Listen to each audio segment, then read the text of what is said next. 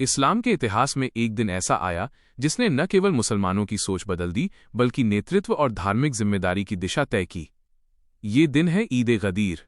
कुछ लोग इस दिन को इस्लाम की सबसे बड़ी ईद मानते हैं तो कुछ इसे केवल एक ऐतिहासिक घटना कहते हैं। लेकिन सवाल यही है, क्या इस दिन पैगंबर मोहम्मद वंट ने हजरत अली को अपना उत्तराधिकारी बनाया, या ये सिर्फ दोस्ती और सम्मान जताने का दिन था? इसी सवाल ने शिया और सुन्नी मुसलमानों के बीच सबसे बड़ा मतभेद पैदा किया। आइए, बिना नफरत और बिना पक्षपात, सिर्फ इतिहास और तर्क के साथ ईद गदीर की पूरी कहानी समझते हैं। 10 हिजरी का साल हज उल विदा समाप्त हो चुका था। हजारों सहाबी पैगंबर शुन के साथ मक्का से मदीना लौट रहे थे। इसी दौरान पैगंबर शुन ने सभी को गदीर खुम नामक स्थान पर रोकने का आदेश दिया। ये स्थान रेगिस्तानी इलाका था जहां तेज धूप थी और कोई पानी या छाया नहीं थी। लोग हैरान थे कि इतनी गर्मी में रोका क्यों गया, लेकिन पैगंबर शाह ने यह सुनिश्चित किया कि हर सहाबी इस ऐतिहासिक घटना का गवाह बने। गदीर खुम में पैगंबरहीन के लिए एक ऊंचा मंच बनाया गया। सभी लोग इकट्ठा हुए। उन्होंने सबसे पहले ईश्वर की प्रशंसा की, फिर अपनी अंतिम संदेश की ओर इशारा किया। इसके बाद पैगंबर्स ने हजरत अली का हाथ उठाया और कहा, जिसका मैं स्वामी हूं उसका अली भी स्वामी है। यह वाक्य आज भी शिया और सुन्नी विद्वानों के बीच बहस का कारण है। शिया इसे नेतृत्व और उत्तराधिकार का ऐलान मानते हैं, जबकि सुन्नी इसे सम्मान और दोस्ती का प्रतीक मानते हैं। अब सवाल यह है कि यहां स्वामी शब्द का अर्थ क्या है? शिया विद्वानों के अनुसार यहां स्वामी का अर्थ है नेता, मार्गदर्शक और इमाम। अगर ये केवल दोस्ती का प्रतीक होता तो इतने बड़े जनसमूह को रेगिस्तान में इकट्ठा करने की कोई जरूरत नहीं थी। इस प्रकार हजरत अली को पैगंबर शन का आधिकारिक उत्तराधिकारी घोषित किया गया। सुन्नी विद्वानों के अनुसार यहां स्वामी का मतलब केवल प्रिय और मित्र था। पैगंबर हिंद ने यह इसलिए कहा ताकि उन लोगों को सम्मान मिले जो हजरत अली से नाराज थे। उनका मानना है कि यह नेतृत्व की घोषणा नहीं थी।